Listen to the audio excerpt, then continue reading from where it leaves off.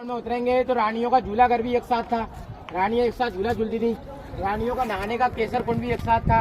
और पुराने समय में आपने सुना होगा उस समय टेलीफोन मोबाइल तो होते नहीं थे, उस समय होती थी पाइपलाइन। पाइपलाइन से राजा रानियों को आपस में बुलाया करते थे बातें करने के लिए। तो पुराने समय का टेलीफोन सिस्टम है।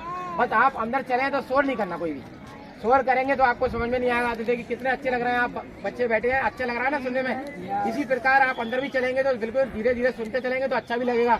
और पुराने समय की रानियों के बारे में मालूम पड़ जाएगा रानियां कैसे रहती थी, क्योंकि पुराने समय की रानियों को कोई आयादी नहीं थी।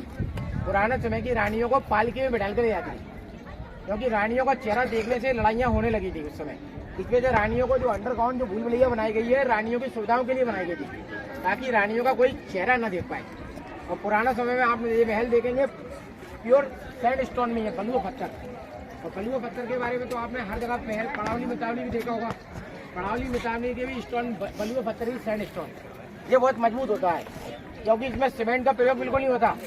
सीमेंट तो अभी आई है, सीमेंट अभी कुछ समय पहले आई थी। उस समय उससे पहले से चूना, गुड़, गोंद की दाल है, उड़द की दाल, ये सारी चीजें होती। इनके बनाए हुए महल काफी समय के लिए चलते थे। तो ये महल को होते थे 515 वर्ष।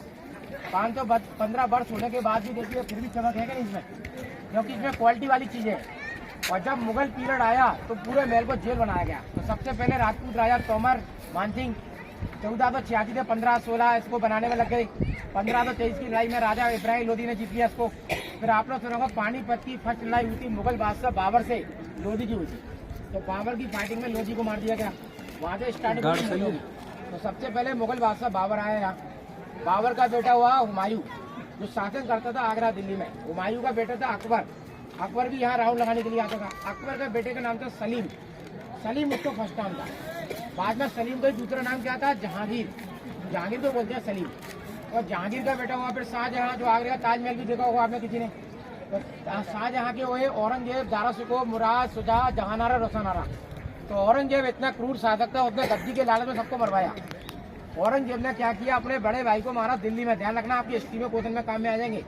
औरंगजेब ने अपने बड़े भाई को मारा था दिल्ली में, दारा शिकोह को, चांदनी चौक में। वो अपने फादर को बंदी बनाया था आगरा फोर्ट में, शाहजहां को।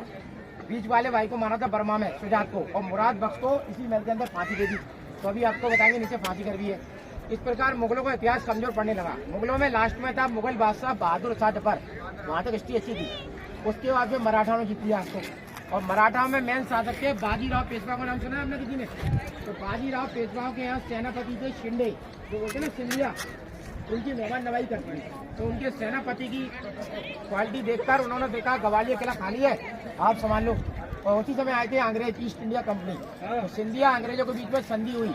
संधि होने के बाद इनका सरनेम जो सिंधे है, सिंधिया कर दिया गया। और सिंधिया की स्पेलिंग आपको आती होगी सभी को, तो आप में से कोई बताइए सिंधिया की स्पेलिंग।